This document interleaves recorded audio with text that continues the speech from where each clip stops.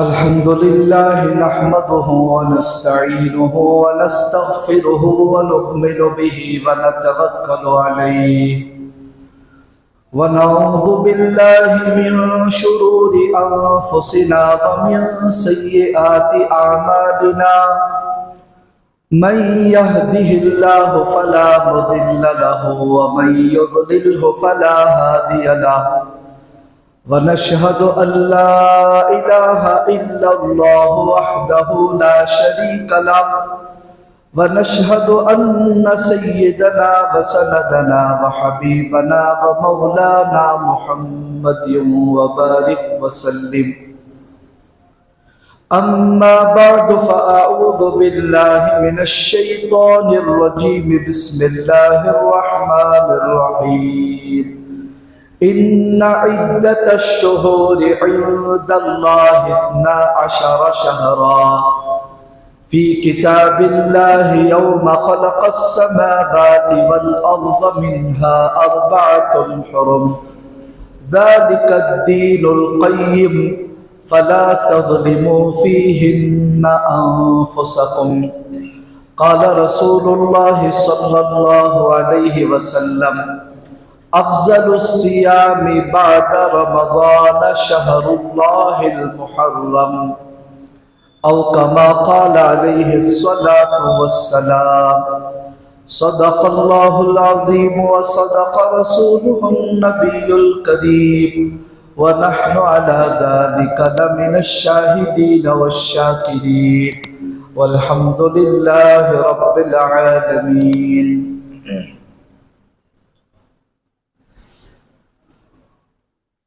محترم بزرگوں اور دوستوں، ہم سب جانتے ہیں کہ آج اسلامی تاریخ کے اعتبار سے محرم الحرام کی دوسری تاریخ ہے، اور یہ مہینہ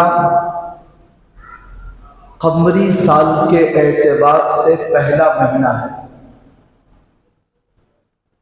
اللہ سے دعا کریں کہ اللہ رب العالمین اس سال کو امن، عافیت، ایمان، اعمال اور سلامتی سے گزارنے کی ہم سب کو توفیق عطا فرمائے۔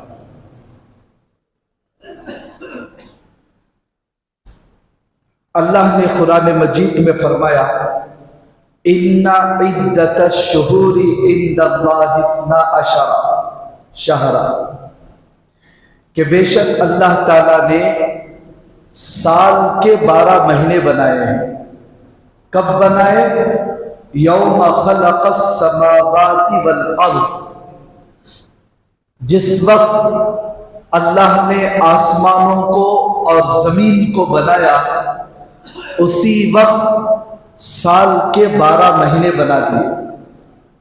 ہر نبی کے زمانے میں یہ 12 مہینے موجود تھے، ہر امت نے اس 12 مہینوں کو پایا۔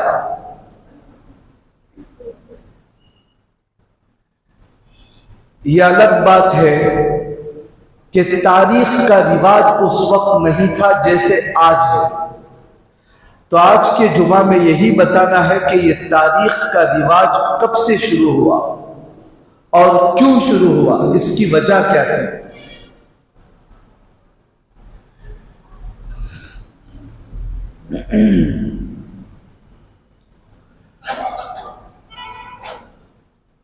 ہر نبی کے زمانے میں لوگ بعض اہم واقعات کی طرف منسوب کر کے دنوں کا حساب لگا کر تاریخ کا اہتمام کرتے تھے۔ حضرت آدم علیہ السلام کے زمانے میں اگر کسی کے بارے میں معلوم کرنا تھا کہ یہ بچہ کب پیدا ہوا تو کہا جاتا تھا کہ حضرت آدم علیہ السلام جب آسمان سے دنیا میں نازل ہوئے، اس کے ٹھیک اتنے دن بعد، اتنے سال بعد اس کی شادی ہوئی یا فلاں کا انتقال ہوا۔ حضرت نوح علیہ السلام کے زمانے میں طوفان کے واقعے کو بنیاد بنا کر تاریخوں کا اہتمام کرتے تھے. کسی کے بارے میں معلوم کرتے کہ فلاں بچہ کب پیدا ہوا تو کہتے کہ جب طوفان رکا تھا، جب انسان طوفان کے بعد پھر دنیا میں قدم رکھے تھے، اس کے 20 دن بعد یہ پیدا ہوا، اس کے 40 دن بعد یہ پیدا ہوا. اس دن کو، اس واقعے کو بنیاد بناتے تھے. حضرت ابراہیم علیہ السلام کے زمانے میں نمرود نے جو آگ لگائی تھی حضرت ابراہیم کو جلانے کے لیے، تو لوگ اس واقعے کو بنیاد بنا کر اپنے واقعات کو منسوب کرتے تھے کہ حضرت ابراہیم علیہ السلام جب آگ سے باہر آئے تھے، اس کے ٹھیک 15 دن بعد ہماری شادی ہوئی، اس کے ٹھیک 50 دن بعد یہ بچہ پیدا ہوا، اس کے ٹھیک 2 مہینے کے بعد یہ بچہ انتقال ہوا. اس طرح لوگ جو ہے دنوں کا اہتمام کرتے تھے. یہ بھی اللہ کا احسان ہے. اگر یہ تاریخ نہ ہوتی تو ہماری معاشرت، معاملات، شادی، طلاق، پیدا ہونا، انتقال ہونا، یہ سارا کا نظام گڑبڑ ہو جاتا. کوئی آ کر مجھے پوچھتا کہ بھئی آپ کی شادی کب ہوئی تو میں کیا بتاتا. کوئی آ کر بتاتا کہ آپ کے ابا کا انتقال کب ہوا، کون آدمی جس کے باپ کا انتقال ہوا ہے وہ کس تاریخ کا حساب لگاتا. رمضان کے روزے کب رکھنا ہے، حج کو کب نکلنا ہے، کن دنوں کے اندر حج کرنا ہے، سارا کا سارا نظام گڑبڑ ہو جاتا. اور یہ آج کل تو سوشل میڈیا کا دور ہے. اب تو ہم لوگ دیکھتے رہتے ہیں واٹس ایپ میں، یوٹیوب میں کہ کسی بچے کا گم ہو گیا ہے، کوئی اعلان بھیج رہا ہے کہ بھئی فلاں بچہ ہے جو گم ہو گیا ہے، اگر کسی کو نظر آئے تو فوراً بھیجو. اگر تاریخ نہیں لکھیں گے تو ابھی قریب میں ایک بچے کا فوٹو آ رہا تھا، تقریباً 12 سال سے اس کا فوٹو گھوم رہا تھا. وہ بچہ مل بھی گیا اور بڑا بھی ہو گیا، لیکن فارورڈ کرنے والے فارورڈ کر رہے ہیں. کیونکہ تاریخ کا اہتمام نہیں ہے تو اچانک کوئی اہم واقعہ سمجھ کر ہر دیکھنے والا اس کو فارورڈ کرتا رہے گا. کہیں بس ایکسیڈنٹ ہو گئی، کہیں ریل ایکسیڈنٹ ہو گئی. اب تاریخ کا علم نہیں ہے، ویڈیو بنا کر کسی نے اپلوڈ کر دیا، اسی کو لوگ فارورڈ کرتے رہیں گے تو دیکھنے والے سمجھیں گے کہ کل ایکسیڈنٹ ہوا ہے یا پرسوں ایکسیڈنٹ، کسی کو پتہ نہیں چلے گا. اس لیے اللہ کے احسانات میں، اللہ کے انعامات میں ایک انعام یہ بھی ہے کہ اللہ رب العالمین نے تاریخ کا ایک نظام ہم لوگوں کو دیا. اللہ کے نبی کے زمانے میں بھی ایسا منظم نظام نہیں تھا. حضرت ابو بکر کے زمانے میں بھی ایسا نظام نہیں تھا. حضرت عمر فاروق رضی اللہ عنہ کے زمانے میں جب اسلام تقریباً پوری دنیا تک پھیل گیا، بہت دور دور تک اسلام پھیل گیا، اب حضرت امیر المؤمنین مدینہ منورہ سے وہاں پر جو گورنر ہوتا تھا ان کو خط لکھتے تھے، اب وہ خطوط پہنچتے تھے تو حضرت ابو موسیٰ اشعری رضی اللہ عنہ نے درخواست کی، امیر المؤمنین ہمیں یہ پتہ ہی نہیں چل رہا ہے کہ آپ نے پہلا حکم کب دیا، دوسرا حکم کب دے گا. بعض مرتبہ ہوتا ایسا ہے، آپ نے ایک خط بھیجا، ایک پیغام دے کر دوسرا خط بھیجا، دوسرا خط والا پہلے خط والے سے پہلے پہنچ گیا. اب ہمیں چند دن کے بعد ان خطوط کو دیکھتے ہیں تو پتہ بھی نہیں چلتا ہے کون سا حکم آپ نے پہلے دیا، کون سا حکم بعد میں دیا، کیا قانون کب نازل ہوا، کچھ بھی پتہ نہیں چل رہا ہے. اس لیے کچھ تاریخ کا اہتمام کریں. اس وقت حضرت عمر رضی اللہ عنہ نے ایک میٹنگ لگائی، مشورہ کیا. مشورہ کرنے کے بعد طے کیا کہ تاریخ شروع کرنا ہے، ضروری ہے. سب صحابہ اکرام نے کہا کہ بے حد ضروری ہے، حالات ایسے بن گئے ہیں، لیکن کس کو بنیاد بنا کر تاریخ شروع کریں گے؟ تو بعض صحابہ نے کہا اللہ کے نبی جس دن پیدا ہوئے تھے اس دن سے پہلا سال شمار کر کے ہم اپنی تاریخ بنائیں گے۔ تو اللہ کے حضرت عمر فاروق نے کہا اگر اس دن کو بنیاد بنائے، اس سال کو پہلا سال بنائے، تو ہر سال پھر آنے والی قوم اللہ کے نبی کی پیدائش کے دن خوشیاں منانا شروع کر دی۔ جیسے عیسائی لوگ حضرت عیسیٰ کے پیدائش کے دن خوشیاں مناتے ہیں، اور اتنی زیادہ خوشیاں مناتے ہیں کہ شاید اس دن جتنے گناہ ہوتے ہیں سال بھر میں کبھی بھی اتنے گناہ نہیں ہوتے۔ کیا شراب، کیا نشہ، کیا ناچنا، کیا گانا، کیا بے حیائی، حالانکہ ان کے نزدیک وہ دن بہت مقدس دن تھا، لیکن خوشی مناتے مناتے اتنی بارڈر کو انہوں نے کراس کر دیا کہ دنیا میں اس دن سے زیادہ کسی دن گناہ نہیں ہوتے۔ تو حضرت عمر فاروق نے منع کر دیا اگر اللہ کے نبی کی پیدائش کے سال کو پہلا سال مانا جائے تو آنے والی نسل اللہ کے نبی کی پیدائش کے دن کو خوشی کے طور پر منائے گی۔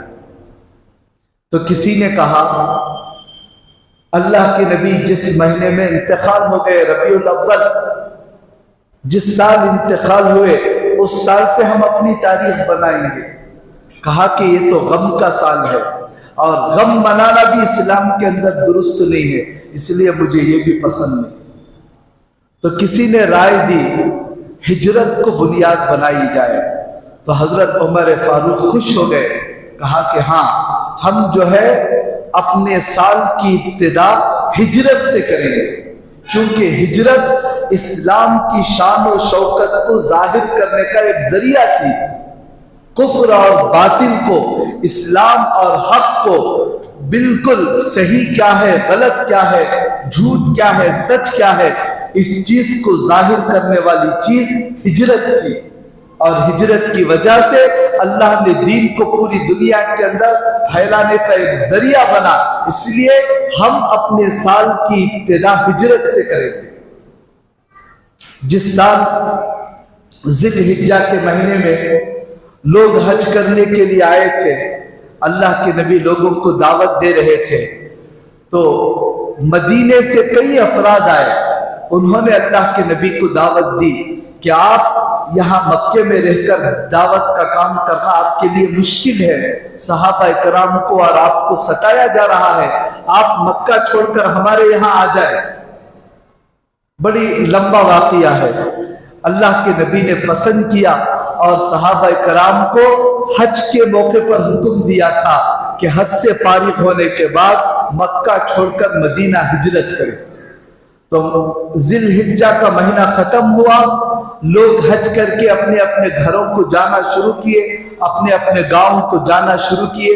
تو اسی وقت سے محرم سے ہجرت کی ابتدا ہو گئی تھی۔ اللہ کے نبی اگرچہ بعد میں ہجرت کیے، لیکن صحابہ کرام محرم سے ابتدا کر دیے تھے، تو محرم کو سال کا پہلا مہینہ مانا گیا، اور وہاں سے جس سال ہجرت شروع ہوئی اس سال کو پہلا سال مان کر تاریخ کا اہتمام کیا گیا کہ وہ پہلا سال ہے، اس کے بعد دوسرا سال ہے، اس کے بعد یہ تیسرا سال ہے، اور اس کے بعد چاند کے دن تو طے تھے، اور اس کے بعد دن مہینے سب طے ہو کر تاریخ کا اہتمام کیا گیا۔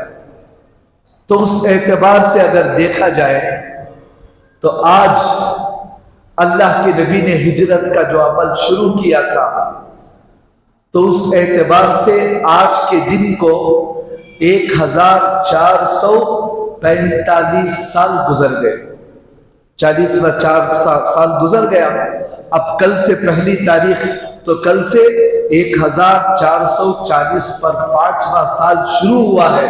تو گویا کہ اللہ کے نبی نے جو ہجرت کی ہے وہ 1445 سال ہجرت کے واقعے کو گزر گئے۔ احتشام الحق صاحب تھانوی رحمت اللہ علیہ اپنی کتاب میں فرماتے ہیں، مسلمانوں جب محرم کا سال آتا ہے تو یہ محرم کا پہلا دن اور یہ محرم کا پہلا مہینہ تم لوگوں کو پکار پکار کر چیخ چیخ کر کہتا ہے کہ مسلمانوں हिजरत को याद करो, हिजरत के वाक़ये को याद करो, किस बुनियाद पर सहाबा कराम ने हिजरत की।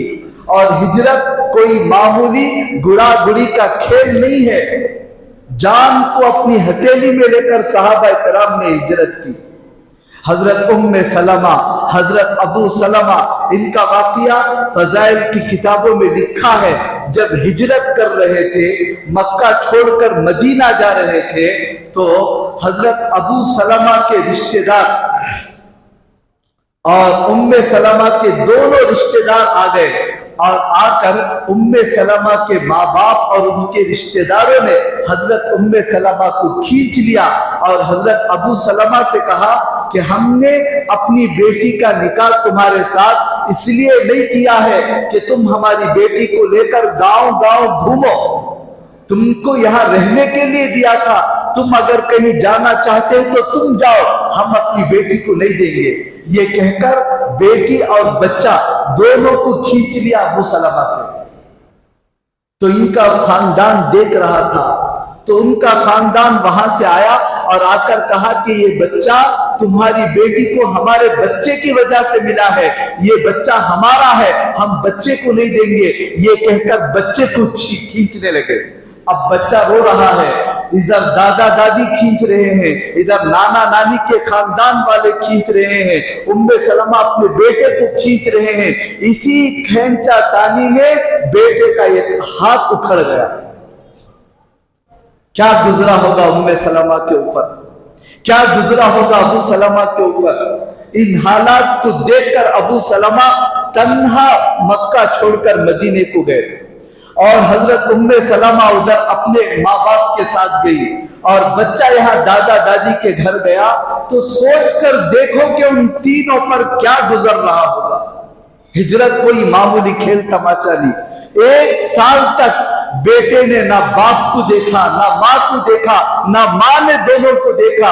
इधर माँ तड़पती थी, उधर बाप तड़पता था, उधर मासूम बच्चा तड़पता था। और हजरत उम्मे सलमा 1 साल तक मक्के से बाहर पहाड़ी पर निकलकर सुबह से लेकर रात तक अपने बेटे और शौहर को याद करके धारे मार मार कर रोती थी। किसी को उनके रोने को देखकर रहम नहीं आता था। 1 साल के बाद किसी ने समझा बुझाकर उम्मे सलमा के खानदान वालों को राजी किया कि इस बेचारी पर इतना जुल्म क्यों कर रहे हो, छोड़ दो, अपने शौहर के पास जिंदगी गुजारेगी। जब उन्होंने छोड़ दिया जा अपने शौहर के पास, तब दादा दादी के खानदान वालों ने बच्चे को छोड़ दिया, जा अपनी माँ के साथ जा। 1 साल तक क्या गुजरा होगा इन लोगों के ऊपर। हजरत मिक़दाद रज़ी अल्लाहु अन्हु हिजरत कर रहे हैं। वो खुद फरमाते हैं खाने के लिए कोई चीज हमारे पास नहीं थी, रास्ते में भूख लगती, दरख्त के पत्ते तोड़ तोड़ कर उसको खाते थे और हालत ऐसी थी चंद कदम चलने के बाद भूख की वजह से आंखों के सामने अंधेरा छा जाता था। ऐसी कुर्बानियां देकर हिजरत की। खुद हमारे नबी सीरत की किताबें उठाकर देख ले, रात के वक्त में हजरत अबू बकर और अल्लाह के नबी हिजरत कर रहे हैं, मक्का छोड़कर रात के अंधेरे में जा रहे हैं। तो मक्के से बाहर एक ऊंचे टीले पर खड़कर मुड़कर मक्के की तरफ देखा और आंखों में आंसू आ गए और रोकर कहने लगे, ऐ मक्का, सारी दुनिया में मुझे तुझसे जितनी मोहब्बत है इतनी मोहब्बत किसी और शहर से नहीं है। अगर मेरे गांव वाले, मेरे शहर वाले मेरे ऊपर जुल्म सितम ना करते तो मुझे कभी भी तुझे छोड़कर जाने का इरादा नहीं होता। रोते हुए अल्लाह के नबी गए हैं मक्का से। हजरत सुहैब रज़ी अल्लाहु अन्हु हिजरत किए। हिजरत करने के वक्त में सारे लोग आकर रोक लिए, तुम रूम के रहने वाले मक्के में आकर खूब प्रॉपर्टी बना लिए, पैसा कमा लिया, खूब बड़े मालदार बन गए और यहाँ से जाकर मदीने में अय्याशी करना चाहते हो, हम हर किस छोड़ने नहीं देंगे। तो हजरत सुहैब जितना माल दौलत जो कुछ था सब हवाले करके वहां से तन्हा निकल के गए। हिजरत के वाकयात पढ़कर देख लें, खून के आंसू निकलेंगे। सहाबा कराम ने कैसी हिजरत की होगी, कैसे कैसे हालात उनके ऊपर आए। کھیل تماشے کا نام نہیں ہے۔ اس لیے حضرت عمر فاروق رضی اللہ عنہ نے کہا کہ ہاں، ہجرت ہی وہ عظیم واقعہ ہے جس کو بنیاد بنا کر اسلام کی تاریخ شروع کی جائے۔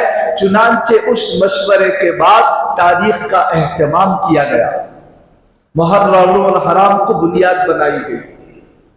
اور محرم الحرام کے بارے میں اللہ کے نبی علیہ السلام نے اور قرآن مجید میں اللہ نے کیا فرمایا؟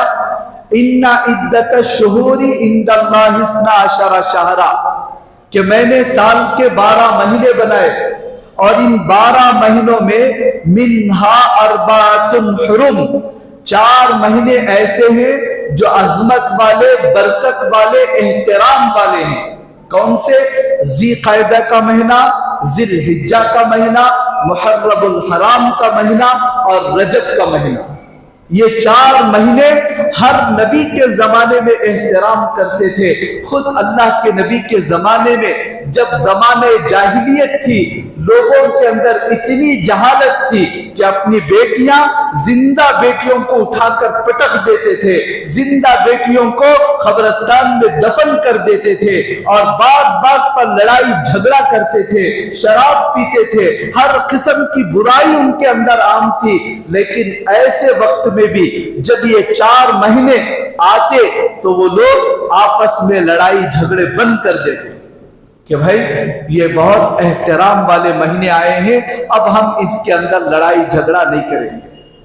بعد میں یہ مہینے جب ختم ہو جائیں گے پھر اپنی بدماشیاں شروع کر دیتے۔ لیکن 4 مہینوں کا احترام جاہلیت کے زمانے میں بھی لوگ کرتے تھے، اور وہی احترام اب بھی ہے، اور قیامت تک اللہ نے ان 4 مہینوں کو بہت احترام والا بنایا۔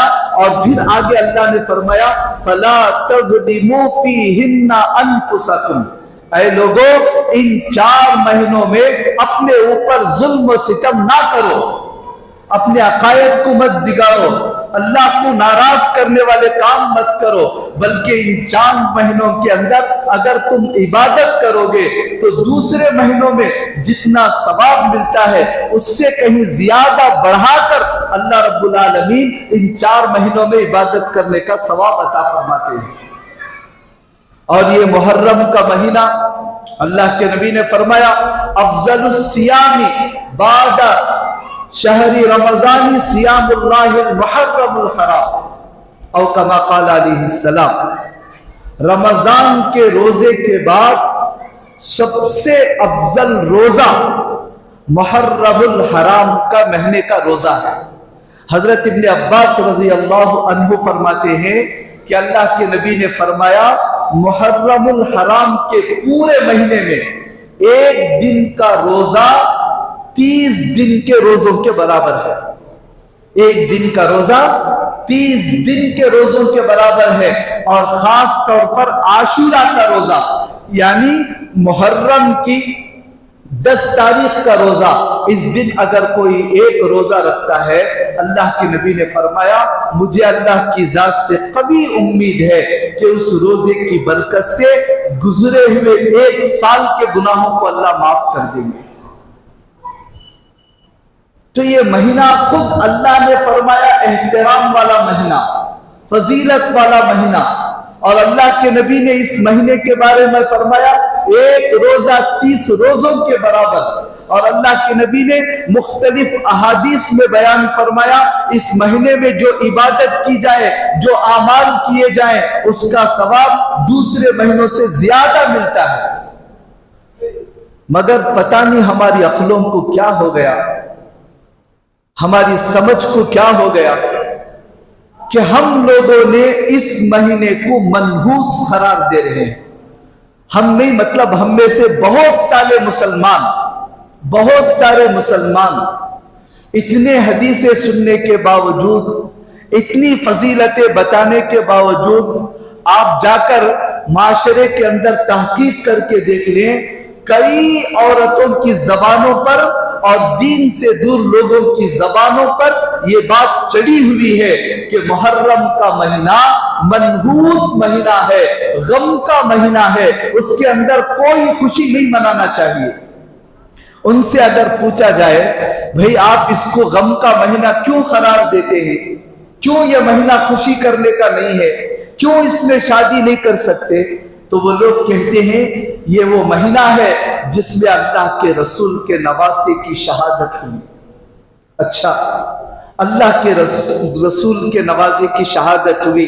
बेशक बिल्कुल हम सब मानते हैं अल्लाह के नबी के लाड़ीले नवासे हजरत हुसैन की शहादत इस बाबरकत महीने में हुई और मुहर्रम की 10 तारीख में हुई। ठीक है, अब इनको रखकर दूसरे महीनों का जायजा लेकर देखें। जिस नबी की वजह से नवासे की इज्जत करते हैं, एहतराम करते हैं, उस नबी का इंतकाल किस महीने में हुआ?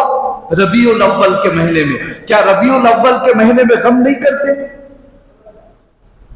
अल्लाह के नबी के चचा हजरत हमजा रजी अल्लाह अन्हु, जिनको अल्लाह के नबी इतना ज्यादा चाहते थे, खुद हजरत हमजा ने फरमाया था कि बेटे मोहम्मद, तूने अपने बाप को नहीं देखा है, अगर कभी तुझे अपने बाप की याद आ जाए तो मेरे चेहरे को देख लेना। मेरा चेहरा और तेरे बाप का चेहरा बिल्कुल मिलता जुलता था।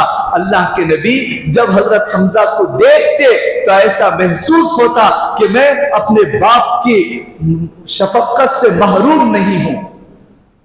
इतना चाहने वाले हजरत हमजा, उनकी शहादत शव्वाल के महीने में हुई। हजरत उस्मान की शहादत जिलहिज्जा के महीने में हुई।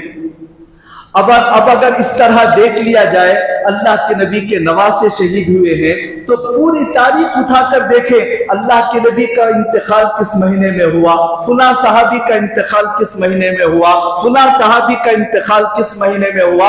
हर महीने में किसी ना किसी बड़े सहाबी का इंतकाल हुआ। हर महीने में अगर तारीख देखेंगे किसी ना किसी बड़े पैगंबर का इंतकाल हुआ। तो क्या साल के 12 महीने गम मनाते रहेंगे कि फुला महीने में हजरत उमर इंतकाल हुए, फुला महीने में हजरत हमजा शहीद हुए, इस तरह गम मनाते रहेंगे? क्या ये गम का साल है?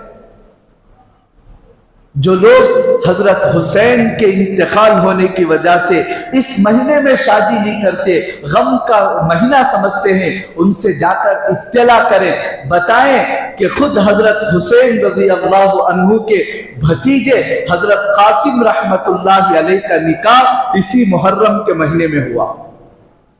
बल्कि मेरे और आपके आका हजरत मोहम्मदुर रसूलुल्लाह सल्लल्लाहु अलैहि वसल्लम की पहली बीवी हजरत खदीजतुल कुबरा रजी अल्लाह अन्हा का निकाह इसी मुहर्रम के महीने में हुआ।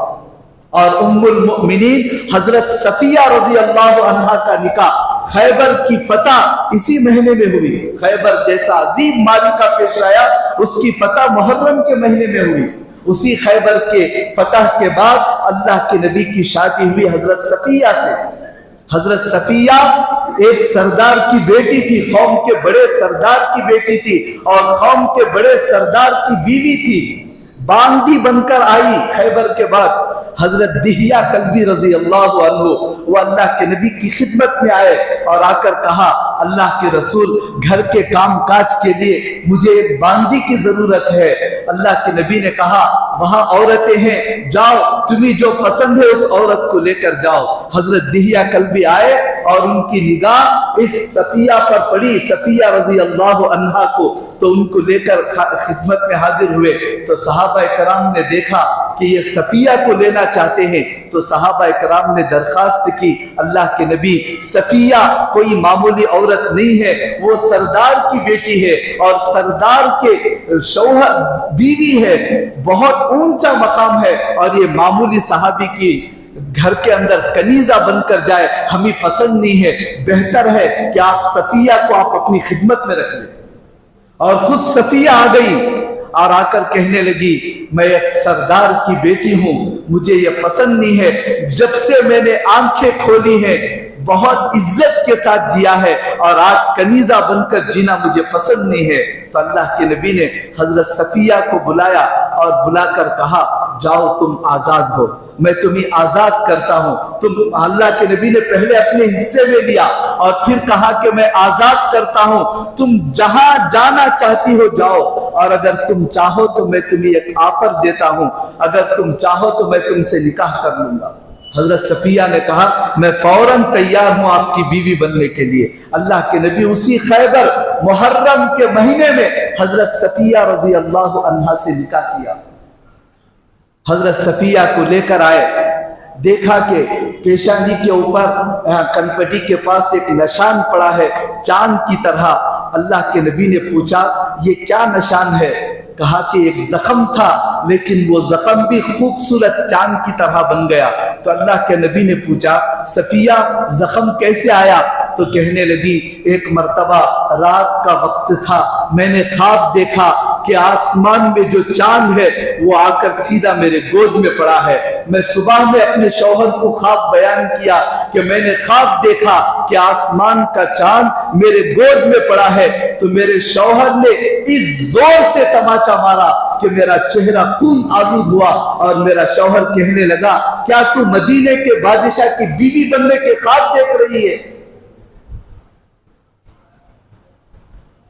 حضرت صفیہ کو پتا تھا کہ میرا خواب کسی نہ کسی دن سچا ہوگا، تو اللہ کے نبی نے جیسے ہی کہا کہ میں تجھ سے نکاح کرنا چاہتا ہوں فوراً تیار ہو گئی، اور اللہ نے ان کے ذریعے خیبر اور اس کے بعد جو فتوحات کا سلسلہ شروع ہوا وہ تو تاریخ کی کتابوں میں بھرا ہوا ہے۔ تو یہ جو لوگ سمجھتے ہیں کہ محرم کے مہینے میں شادی نہیں کر سکتے، خوشی نہیں کر سکتے، آپ صحابہ کرام کی تاریخ کو دیکھ لیں۔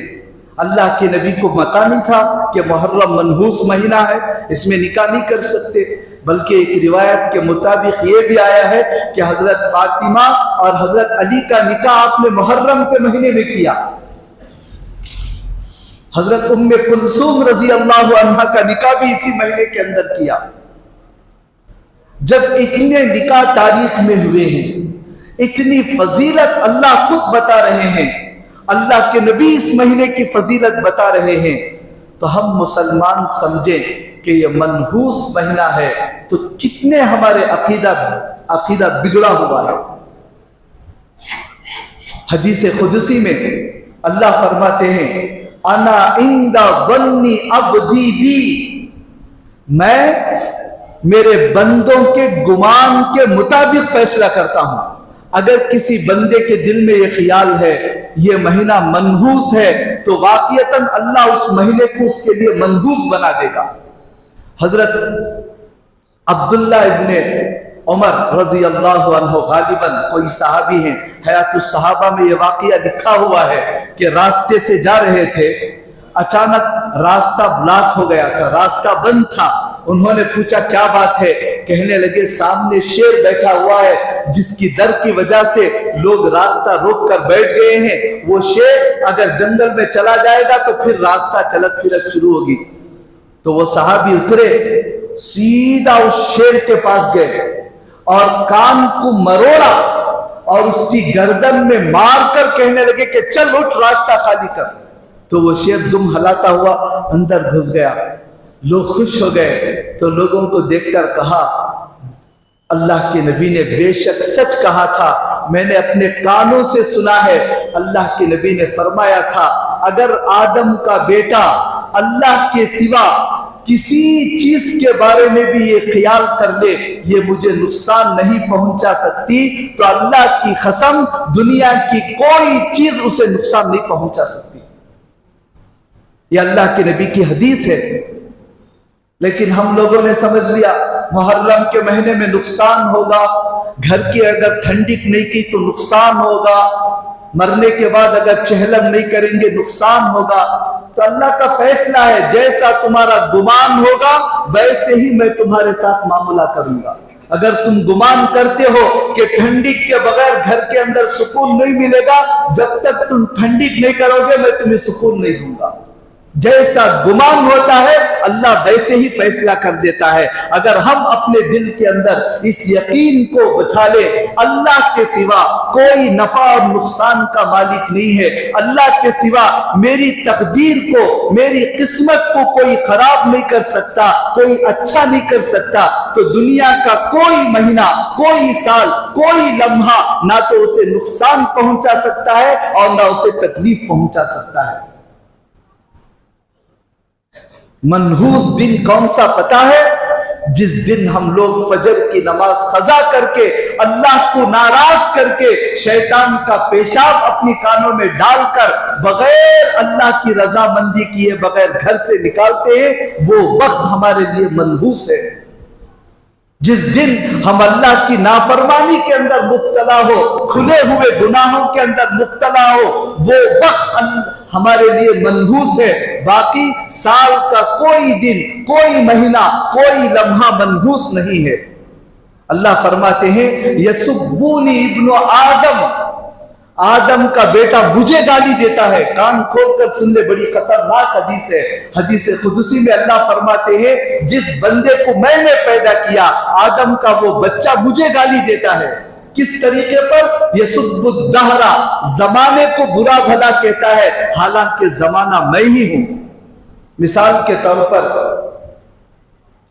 یہ فین ہے، فین کو اگر میں گالی دے رہا ہوں، مطلب یہ ہے کہ گالی فین کو نہیں بلکہ فین بنانے والی کمپنی کو گالی دے رہا ہوں۔ فون کو میں گالی دے رہا ہوں، کیسا غلیظ فون ہے، مطلب یہ ہے کہ میں فون کو گالی نہیں دے رہا ہوں، بنانے والی کمپنی کو گالی دے رہا ہوں کہ تم نے کیسا گھٹیا فون بنایا ہے۔ تو بالکل ایسے ہی اللہ فرماتے ہیں اگر کوئی کسی مہینے کے بارے میں یہ کہتا ہے یہ مہینہ منحوس ہے، یہ دن منحوس ہے، گویا کہ وہ اس مہینے کو نہیں بلکہ اللہ کو گالی دے رہا ہے۔ اے اللہ تو نے کیسا منحوس، گویا کہ اللہ کو تانا دے رہا ہے کہ تو نے کیسا منحوس وقت بنایا ہے۔ نعوذ باللہ۔ اللہ کے پیدا کردہ تخلیق میں کوئی عیب نہیں ہے، کوئی کمی نہیں ہے، بس کمی ہے تو ہمارے گندے دماغ کے اندر ہے، ہمارے ایمان کی کمزوری ہے، ہمارے یقین کی کمزوری ہے کہ ہم نے اپنے طریقے سے کسی مہینے کو افضل بنا دیا اور کسی مہینے کو گھٹا دیا۔ حالانکہ سال کا مہینہ خوشی سے گزارنا چاہیے، نیک پالی کے طور پر۔ اسی لیے بعض حضرات، فقہ حضرات نے اجازت دی ہے کہ جب اسلامی سال شروع ہو تو مبارکبادی دو کہ بھائی آپ کے لیے نیا سال مبارک ہو، دعائیں دو تاکہ ان دعاؤں کی برکت سے آنے والا سال صحیح گزرے۔ گزشتہ سال تو گناہوں میں، معصیت میں اور پتہ نہیں کیسے کیسی نافرمانی میں گزر گیا، کم از کم اس سال تو صحیح گزارے، اس لیے مبارکبادی پیش کرو۔ لیکن ہم لوگ یہ ہیں کہ سال کے پہلے مہینے ہی کو غلط سمجھتے ہیں۔ دکان آدمی کھول کر بیٹھتا ہے تو ہر دکان والا چاہتا ہے کہ پہلا جو گاہک آئے وہ اچھا خریدے، قرض لینے والا نہ آئے۔ اگر کسی دکان کے اندر قرض پوچھنے والا جاتا بھی ہے تو دکان والا بگڑ جاتا ہے، بھونی بھی نہیں ہوئی آ کر قرض پوچھ رہا ہے۔ اگر پہلی رات میں شوہر روتے ہوئے بیٹھ جائے تو پھر دیکھنے والے تانا دیں گے، پہلی رات میں اگر رو رہا ہے تو باقی آنے والی راتیں بھی روتے ہوئے گزرے گا۔ انگریزی کے اندر وہ ایک مقولہ مشہور ہے، first impression is the best impression. پہلی جو خوشی ہوتی ہے وہ بہترین خوشی ہوتی ہے۔ تو سال کا جو پہلا مہینہ ہوتا ہے اس کو جو سعادت سمجھ کر اچھا گزارنے کے بجائے ہمارے بعض لوگوں کا یہ جو عقیدہ ہے کہ یہ غم کا مہینہ ہے، خوشی نہیں کرنا ہے، یہ بالکل بگڑا ہوا عقیدہ ہے۔ اگر کوئی اس کے اندر مبتلا ہے تو اللہ کے لیے توبہ کرے اور اپنے یقین کو درست کرے اور جو خوشی کرنا ہو خوشی سے کرے۔ اگر یقین کو بگڑائیں گے اللہ ویسے ہی معاملہ ہمارے ساتھ کرے۔ تو بہرحال اب یہ 1445واں سال، نیا سال شروع ہوا ہے، تو اس وقت میں کیا کرنا ہے؟ ایک 4 پیغامات میں آپ کو دے رہا ہوں۔ سب سے پہلے ہجری تاریخ کا اہتمام کریں، چاند کی تاریخ کا اہتمام کریں۔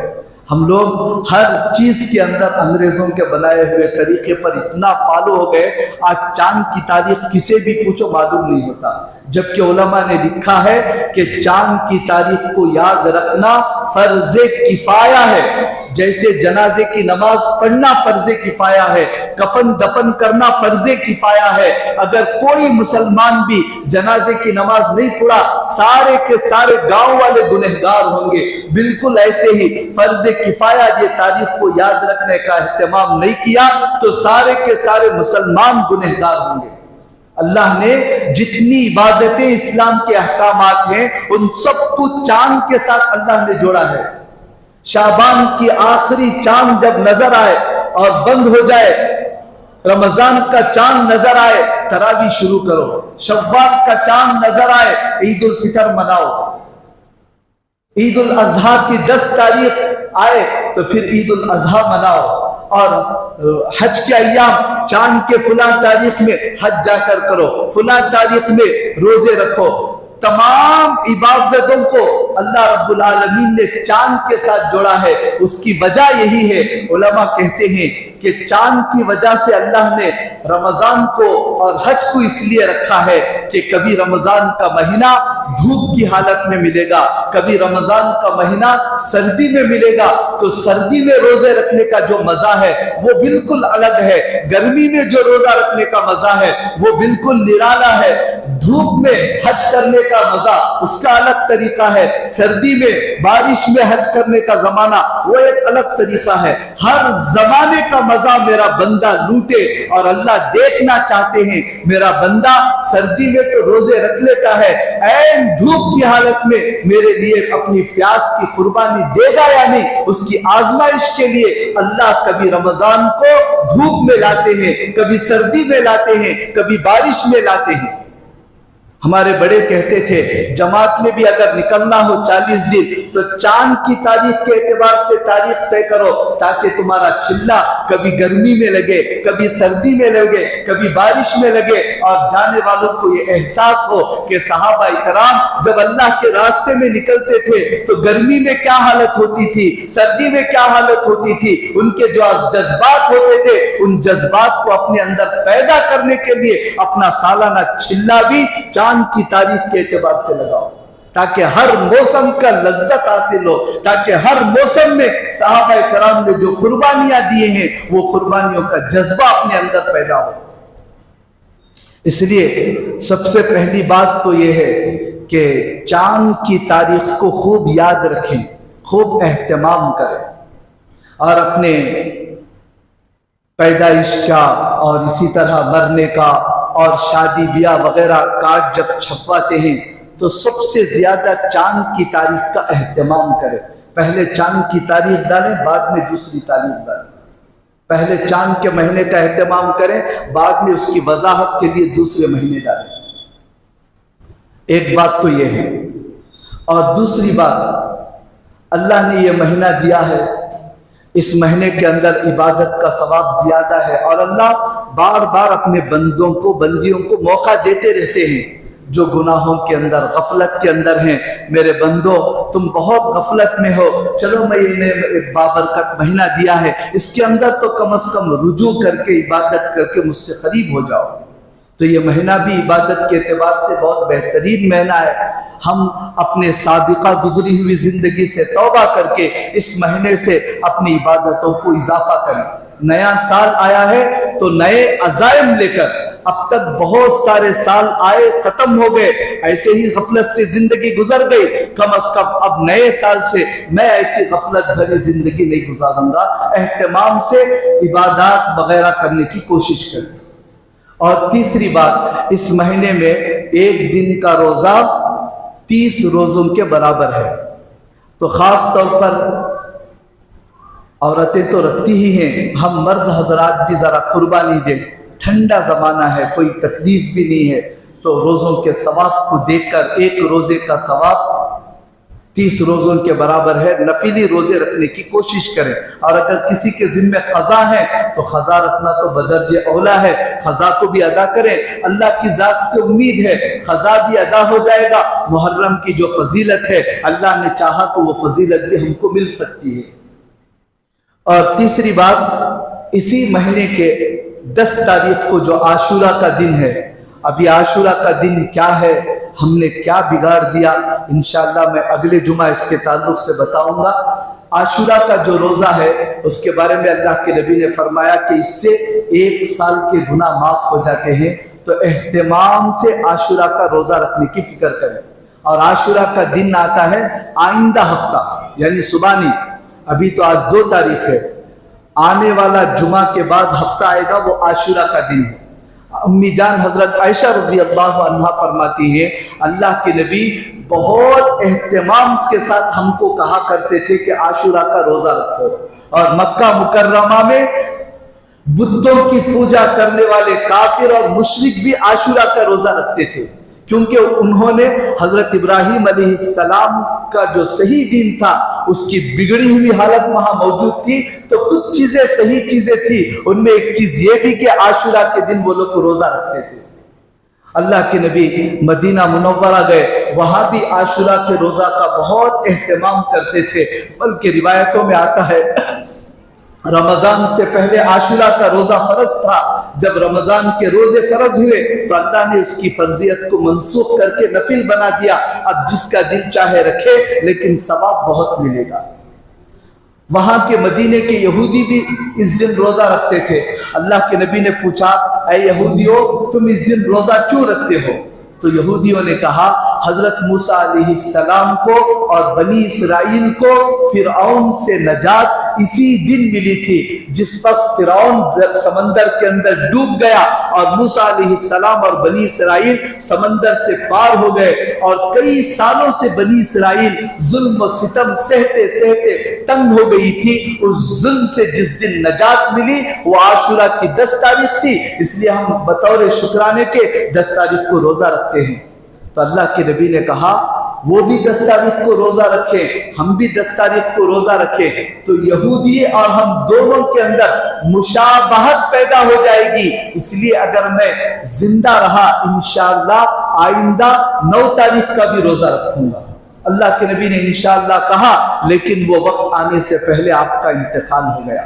تو اس حدیث کی بنا پر علماء نے لکھا ہے اللہ کے نبی کی چونکہ تمنا تھی، خواہش تھی، اس لیے عاشورہ کا بجائے ایک دن کے 2 روزوں کا اہتمام کریں۔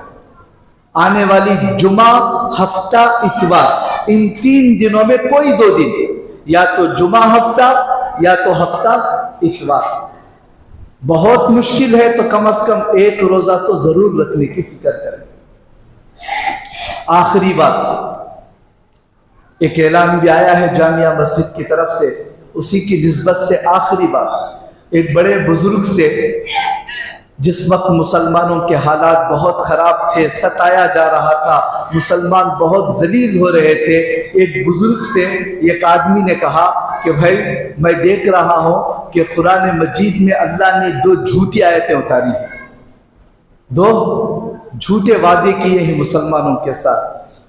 ان بزرگ نے پوچھا کہ کون سی آیت ہے؟